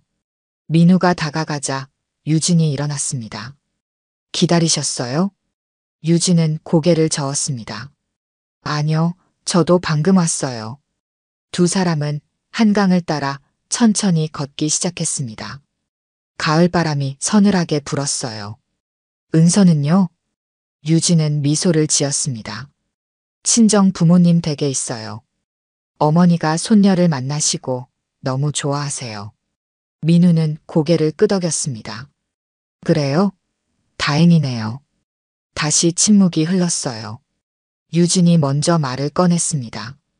사실 철수가 돌아가기 전에 저한테 편지를 남겼어요. 민우 씨한테도 편지를 줬다고 들었는데요.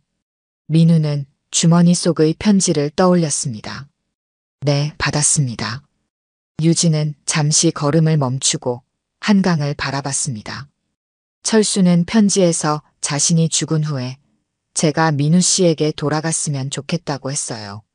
민우는 놀라서 유진을 바라봤습니다. 태식이 말했던 철수의 마지막 소원이 사실이었군요. 그게 가능할까요? 유진은 슬픈 미소를 지었습니다. 처음엔 저도 그 생각을 했어요.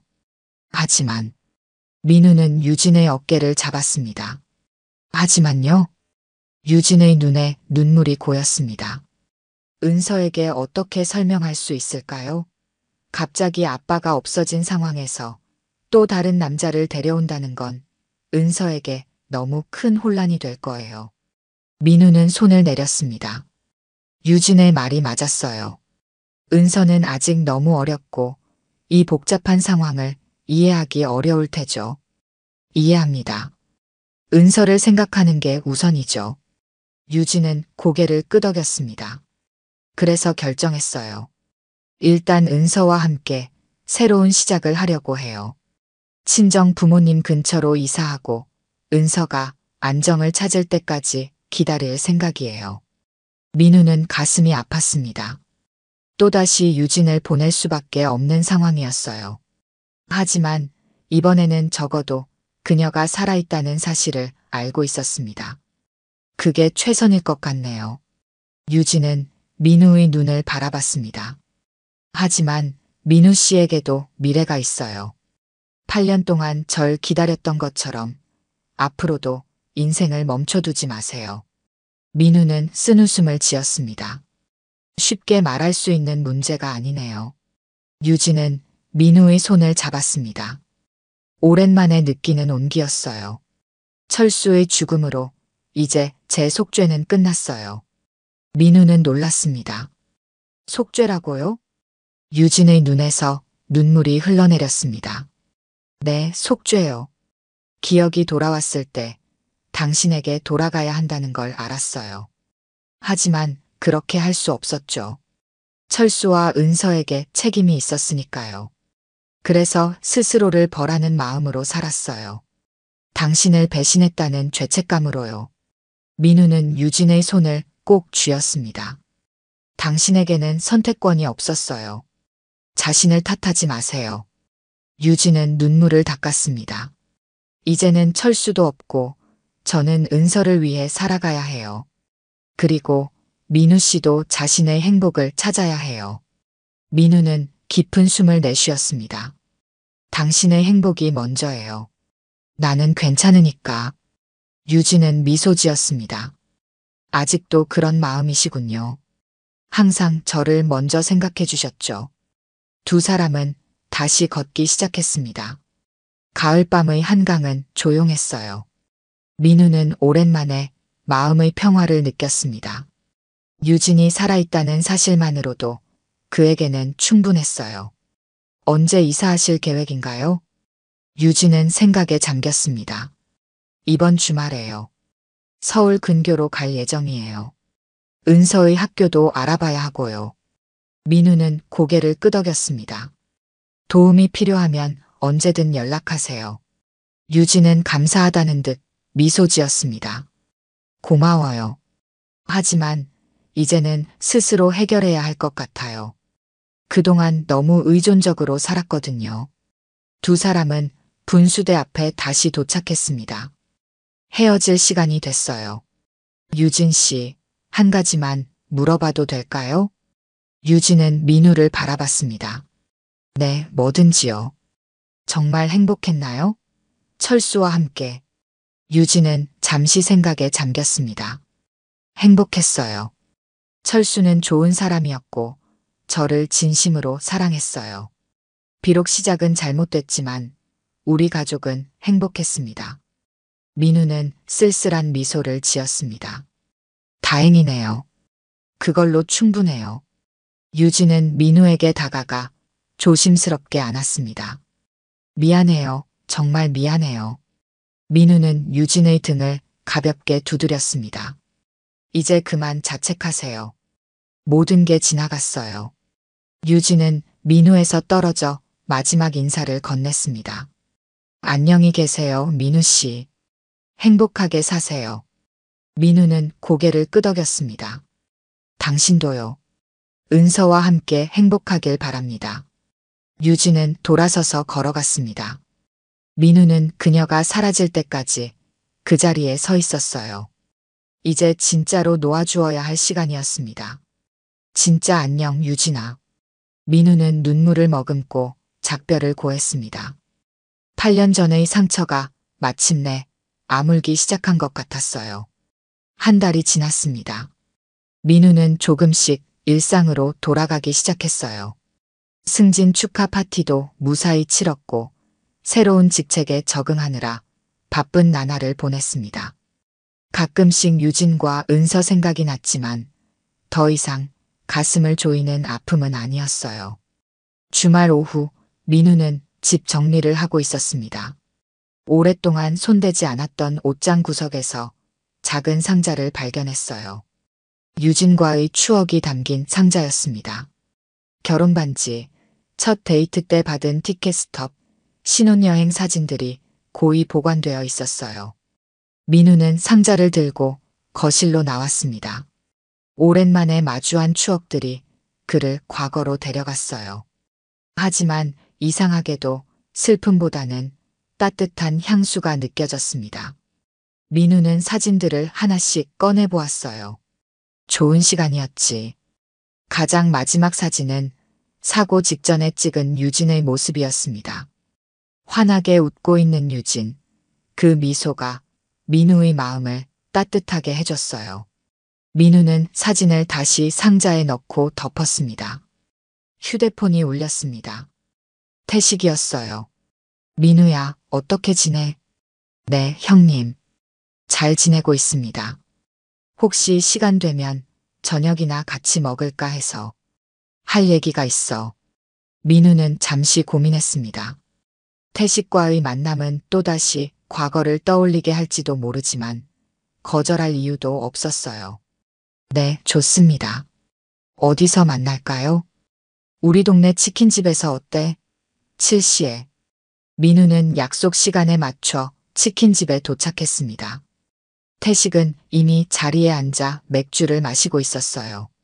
왔구나. 앉아. 민우는 태식 맞은편에 앉았습니다.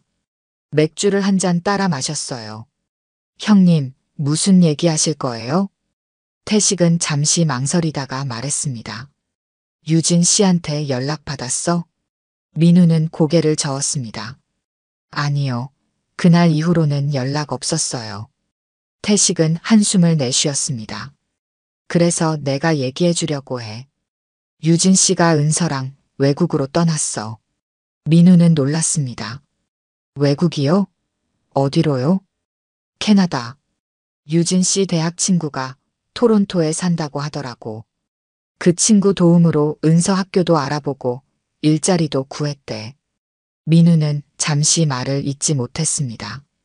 유진과 은서가 이제는 정말 멀리 떠난다는 사실이 가슴 한편을 아프게 했어요. 언제 떠났는데요? 어제. 유진 씨가 내게 이야기하지 않은 건 너를 더 괴롭히고 싶지 않아서라더라. 하지만 내가 생각하기엔 내가 알아야 할 것 같아서. 민우는 맥주를 한 모금 마셨습니다. 알려주셔서 고맙습니다. 태식은 민우의 어깨를 두드렸습니다. 괜찮아? 많이 힘들지? 민우는 잠시 생각에 잠겼습니다. 정말 괜찮을까요? 유진이 멀리 떠났다는 사실이 아프지만 동시에 어떤 해방감도 느껴졌어요. 생각보다는 괜찮네요. 어쩌면 이게 최선인 것 같아요. 유진 씨와 은서가 완전히 새 출발을 할 수 있으니까요. 태식은 고개를 끄덕였습니다. 그래, 내 말이 맞아. 그리고 너도 이제 새 출발을 해야 할 때야. 두 사람은 치킨을 나눠 먹으며 이런저런 이야기를 나눴습니다. 철수에 대한 추억, 대학 시절 함께했던 시간들, 그리고 앞으로의 계획까지. 오랜만에 마음이 가벼워지는 시간이었어요. 민우야, 철수가 마지막까지 너에게 미안해했다는 거 알지? 그리고 내가 행복했으면 좋겠다고 진심으로 바랐어. 민우는 고개를 끄덕였습니다. 알아요. 이제는 철수를 이해할 수 있을 것 같아요. 그가 유진을 지키고 싶었던 이유도요. 태식의 눈에 눈물이 고였습니다. 철수가 알면 좋아할 거야. 식사를 마치고 민우는 집으로 돌아왔습니다. 텅 빈 집이 예전보다 덜 쓸쓸하게 느껴졌어요. 거실 테이블 위에는 아까 꺼내두었던 추억 상자가 놓여 있었습니다. 민우는 상자를 들고 베란다로 나갔습니다. 서울의 밤하늘은 구름 한 점 없이 맑았어요. 민우는 상자를 바라보며 생각했습니다. 이제 이 추억들을 어떻게 해야 할까요? 상자를 다시 안으로 가져왔습니다. 책장 한편에 조심스럽게 놓았어요. 버리지는 않을 겁니다. 그건 자신의 일부였으니까요. 하지만 이제는 그 추억들이 삶의 전부가 되지는 않을 거예요. 민우는 침대에 누워 천장을 바라보았습니다. 눈을 감으니 유진의 웃는 얼굴이 떠올랐어요.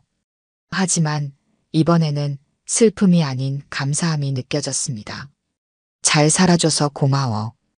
다음 날 아침 민우는 평소보다 일찍 일어났습니다. 오랜만에 상쾌한 기분으로 하루를 시작했어요. 커피를 내리며 오늘의 계획을 생각했습니다. 주말이니 오랫동안 미뤄두었던 등산을 가기로 했어요. 북한산 등산로는 가을 단풍으로 물들어 있었습니다. 민우는 오랜만에 느끼는 자연의 아름다움에 넋을 잃었어요. 정상에 올라 서울 시내를 내려다보니 가슴이 탁 트이는 느낌이었습니다. 하산길에 민우는 우연히 한 여성과 부딪혔습니다. 그녀는 등산 지도를 들고 길을 헤매고 있었어요. 죄송합니다. 혹시 100군데 가는 길 아세요? 민우는 미소를 지었습니다. 네, 저도 그쪽으로 가고 있었어요. 같이 가실래요? 두 사람은 나란히 걸으며 이야기를 나눴습니다. 그녀의 이름은 윤미라였고 최근에 서울로 이사와 취미로 등산을 시작했다고 했어요. 민우는 오랜만에 새로운 사람과의 대화가 즐겁게 느껴졌습니다.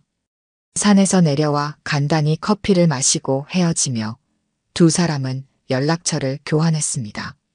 민우는 부담 없이 새로운 인연을 맺는 기분이 좋았어요.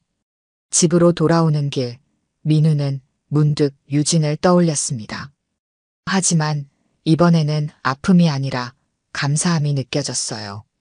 유진을 통해 사랑하는 법을 배웠고 그 사랑은 여전히 그의 일부였으니까요. 아파트에 도착해 현관문을 열고 들어섰습니다. 이제 이 집은 과거의 그림자가 아닌 새로운 시작을 위한 공간이 될 거예요. 민우는 베란다에 나가 깊은 숨을 들이마셨습니다. 서울의 저녁 하늘이 아름다웠어요. 그는 앞으로의 삶을 생각하며 조용히 웃음을 지었습니다. 새로 시작해볼까? 민우의 마음속에는 이제 유진에 대한 그리움 대신 그녀가 어딘가에서 은서와 함께 행복하게 살고 있을 거라는 믿음이 자리 잡았습니다. 그리고 그 믿음은 민우에게 위로가 되었어요. 장례식장의 혼란스러움 속에서도 민우는 이제 다시 살아갈 이유를 찾았습니다. 비록 예상치 못한 방식이었지만 8년 동안의 의문이 풀리고 마음의 평화를 얻었어요. 이제 그의 앞에는 새로운 길이 펼쳐져 있었습니다. 오늘 들려드린 이야기가 여러분의 마음에 작은 울림이 되었기를 바랍니다. 이야기가 좋으셨다면 좋아요와 구독 부탁드려요. 다음 사연을 들려드리는데 큰 힘이 된답니다. 그리고 여러분의 이야기도 댓글로 들려주세요. 다음 이야기 때 또 뵙겠습니다.